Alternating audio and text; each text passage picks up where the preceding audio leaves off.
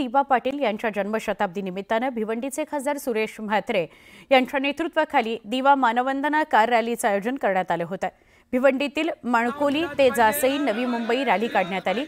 या रॅलीत 2000 पेक्षा जास्त कार्समधून समर्थक सहभागी झाले होते। स्वर्गीय दिवा पाटीलांना मानवंदना देण्याकरता आणि केंद्र शासनाचे लक्ष वेधण्याकरता ही रॅली काढण्यात आली होती।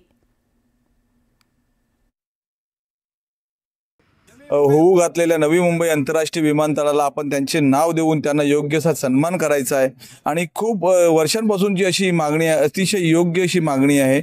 महाराष्ट्र शासनाने सुद्धा एकमुखी ठराव देऊन सुद्धा केंद्र सरकार अजूनपर्यंत या गोष्टीचं जाहीर करत नाही आणि येत्या काही दिवसातच या विमानतळाचं उद्घाटनही होणार आहे असं ऐकिवात येत आहे।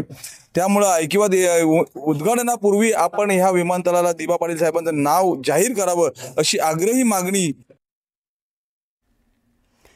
नितेश कराळे यांना पोलिसांनी अडवलं। शरद पवारांच्या ते भेटीला जात होते आणि असं असताना पोलिसांनी त्यांना रोखलेलं आहे। हे नितेश कराळे हे स्टार प्रचारक आहेत शरद पवार गटाचे। नितेश कराळे हे पवारांच्या राष्ट्रवादी काँग्रेस शरदचंद्र पवार पक्षाचे स्टार प्रचारक आहेत, पण त्यांनाच गेटवर अडवण्यात आलं। त्यांना वर जाऊ दिलं जात नव्हतं। मग त्यांनी फोनाफोनी करायला सुरुवात केली, पण या कराळेंनाच तात्काळत उभं राहावं लागलं शरद पवारांची वाट बघत।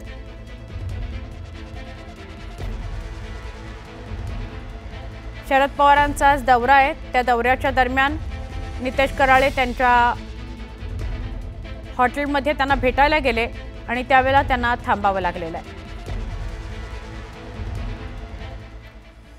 उपमुख्यमंत्री अजित पवारांनी पुण्यामध्ये विविध विकास कामांची आज पहाटेच पाहणी करायला सुरुवात केली। सुरुवातीला मुंडवा केशवनगरमधील रखडलेल्या उड्डाणपुलाची त्यांनी पाहणी केली। गाडी तळ भागातील रस्त्याची सुद्धा अजित पवारांनी पाहणी केली। यावेळी विविध प्रश्न सोडवण्याचं आश्वासन अजित पवारांनी दिलं। राजकीय लोक अडथळा आणत असतील तर त्यांच्यावर कारवाई करा असे आदेशही अजित पवारांनी दिले। पुण्यातील बिल्डर लोकांनाही अजित पवारांनी इशारा दिला। नागरिकांना समस्या येत असतील तर बिल्डरांचं काम थांबवा असंही ते म्हणाले।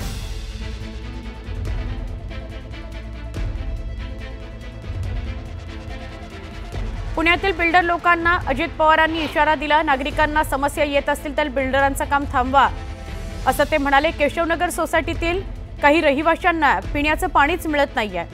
अनेकदा तक्रारी केल्या तरी सुद्धा नागरिकांना पाणी मिळत नाही आणि म्हणून मग सरतेशेवटी आज सकाळी या सगळ्या नागरिकांनी अजित पवारांकडे तक्रार केली। पवारांनी संबंधित अधिकाऱ्यांना फोन लावत या सगळ्या संदर्भात विचारणा केली।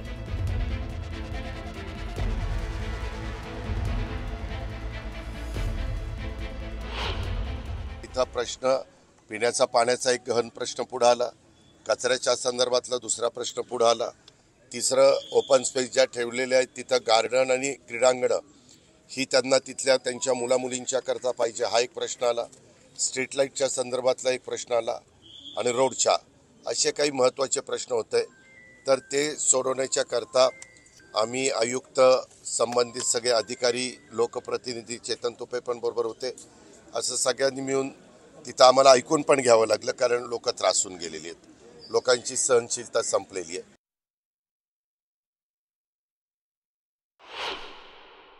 पण आता आम्ही तिथं पाण्याचा प्रश्न सोडवण्याच्या करता DPR तयार केलेला आहे। बाकीच्या सगळ्या गोष्टी आयुक्तांचं आणि आमचं ठरलं ते तातडीनं कसं काम करता येईल आणि तो ब्रिज जो झाला आहे अलीकडच्या भागातली लोक ITच्या करता पलीकडे चंदननगर खराडीमध्ये जातात त्यावेळेस त्यांना दुसऱ्या ब्रिजवरून जावं लागतं। तिथं वाहतुकीची प्रचंड कोंडी होती। आज बघितलेला ब्रिज जर झाला तिथं थोडासा दफनभूमीचा एक प्रश्न आहे तो बऱ्याच अंशी मार्गी लागलेला आहे। काही ठिकाणी काही राजकीय लोक देखील त्याच्यामध्ये आडकाठी निर्माण करतायत असं कानावर आलं। मी आयुक्तांना सांगितलं की नागरिकांना कोणतरी राजकीय हस्तक्षेप करतोय त्याकरता त्रास होत असेल तर सरकारी कामामध्ये अडथळा आणला असं म्हणून त्याला समजून सांगा, नाहीतर मग पुढची कारवाई करा अशाही सूचना मी दिलेल्या आहेत।